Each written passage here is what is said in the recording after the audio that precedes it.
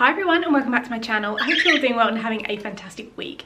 In today's video we are going to be talking about how to tame and bond with your cockatiel. Now if you don't know already, I have two cockatiels, Chip and Fish, who are very excited today as per usual whenever I start filming.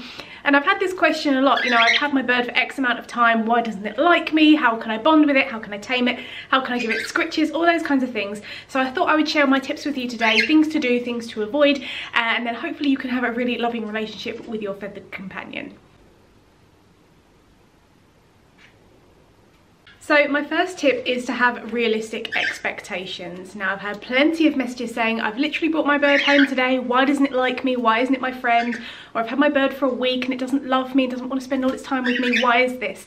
And the simple answer is because your bird doesn't know you, you know, they don't know where they are, they don't know you, and you need to build up that bond. It's not going to be instantaneous, despite what a breeder may tell you or whoever you've got your bird from. There's no such thing as a, you know, perfectly hand-tamed, silly tame bird that's going to love you when it comes home. They don't know you. Just because you're a human, you're totally different. What are you doing, Chip? So you have to have realistic expectations. Don't think that you're going to bring your bird home and you're going to be instant best friends, it's going to love you and want to spend all its time with you. You have to work on it, just like with any bond. So make sure when you're bringing any bird home, you set them up for success and don't expect them to achieve so much in your progress with them on day 1, you know, day 7, however long it takes. Just go at their own pace because it's super important. Every bird is an individual. GB, shake. Good boy. Now, if any of you out there are thinking, well, I've had my bird for quite a while now and I just don't seem to be making any progress, what can I do? My best advice to you is to start from scratch. Imagine you have just brought your bird home. What would you do? And I'm going to go through these steps already, but if you start with a clean slate, you're taking away any kind of expectations, anything you feel like they should have achieved already, or progress you haven't made, just start from scratch because it's going to set you and your bird up for success, and then you can start from the beginning and hopefully make more progress when you both know what to expect from your interactions.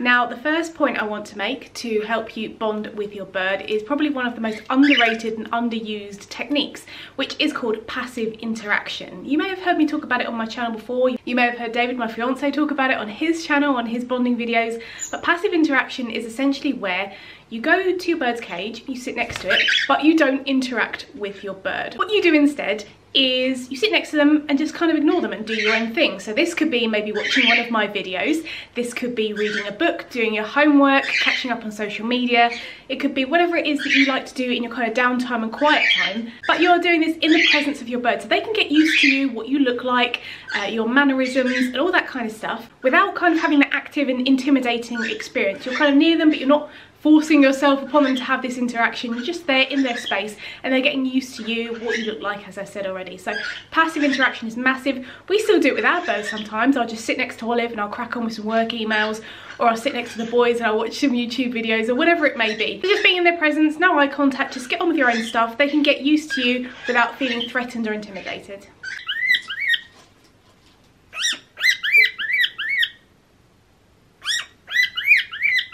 So the next thing you want to try and do with your bird, once they're kind of used to your presence, they're not flinching every time you come past, is to try and treat them through the bars. Now, you may have little success if their food is a treat-based food. So for example, if you're feeding an all-seed diet, or you're feeding a diet that's high in millet, for example, with cockatiels, or anything like that, then you're not going to make much progress with your training because they're getting all these tasty snacks for free. Whereas if you transition your bird onto a healthier diet, you're going to have a higher treat value for those treats that you do have, such as the millet. So you want to make sure that your bird's diet is really nice and healthy so that all of those treats are going to be really valuable in any training session or interaction you have with your birds. The next thing you want to do is to work out what your bird's favourite treat is. Now, generally speaking, with most cockatiels, it's going to be millet. Millet is the ultimate reward, ultimate snack and treat. So that is something I would recommend starting off with.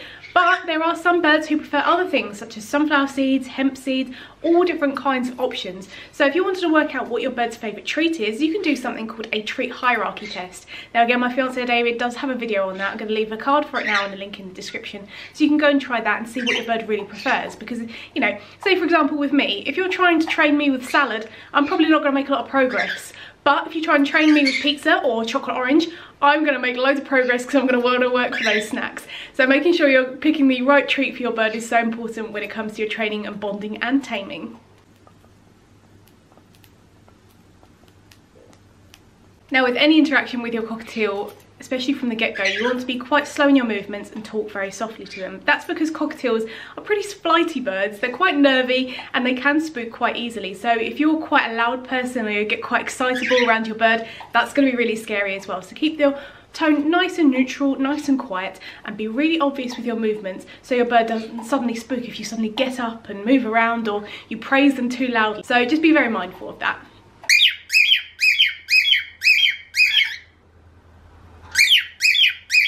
The next thing I would say is to keep your interactions short and positive. If you spend a lot of time in your bird's presence when they're not that comfortable with you and you're really pushing their boundaries, that's going to be at the point where they're going to make little progress, or you're going to end your session on a negative, and then they're going to associate you with a negative experience. For example, if you keep pushing and pushing, keep trying to get them to step up and they're not making progress. Again, I've got loads of different training videos on my channel, so do make sure you go through the whole of my channel because there might be something that you haven't thought of yet, or other tips and tricks for living with your cockatiel. But just have realistic expectations and always try and finish any interaction you have with your bird on a positive, whether that's asking them to target, which I'm going to talk about a little bit later on in the video, whether that's them just taking a treat out of your hand willingly, could be anything like that. Just make sure it's really positive so that you are always associated with something really good.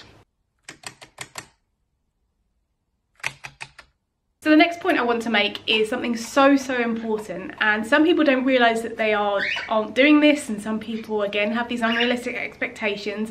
But you want to respect your bird's body language. If you don't understand your bird's body language, you're not going to know when they're stressed, when they're interested, when they're curious, when they're frightened, all those kinds of things. Again, I'm going to leave another video from David's channel. It's a really popular video and I think you'll enjoy it, showing off some of our birds' behaviours and what they mean. Again, sometimes people on the internet misinterpret cockatiel behaviours and what they mean, cockatiel sounds as well.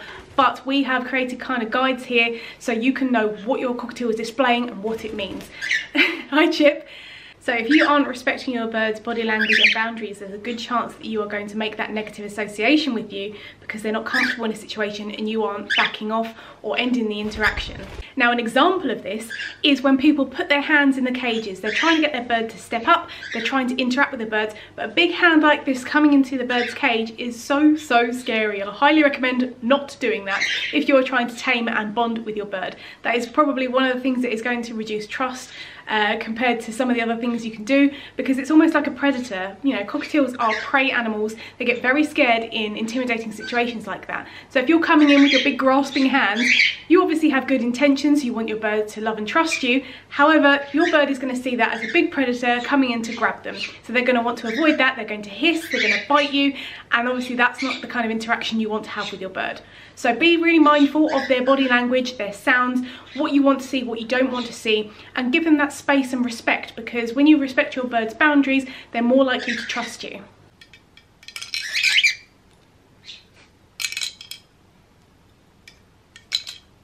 And the last point I wanted to give you to try and make progress with bonding and taming with your bird is to try target training. Now, the great thing about target training is this is something you can do through the bars. So if your bird isn't comfortable coming out yet, you're not confident they're going to come to you because they're a bit nervous, but they will take treats through the bars, you can do some target training. Now, I have a whole video on target training on my channel. Again, I'll leave a link or a card. I don't know how many cards I've used now. I'm going to use 5, but there will be loads of resources down in the description for you to go and have a look at so you can make some progress with your bird.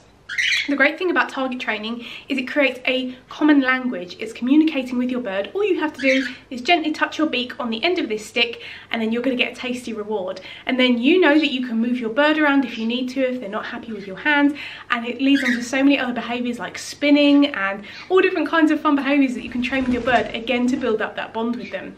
So I highly recommend giving target training a go, but do make sure you know how to do it properly before you get started, because again, you want to set you and your bird up for success. So that brings me to the end of the video. I hope you've enjoyed seeing how you can tame and bond with your cockatiel. These boys are going absolute bananas today.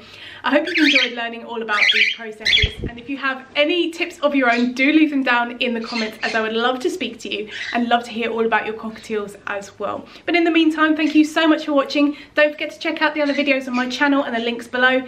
Take care and have a great day.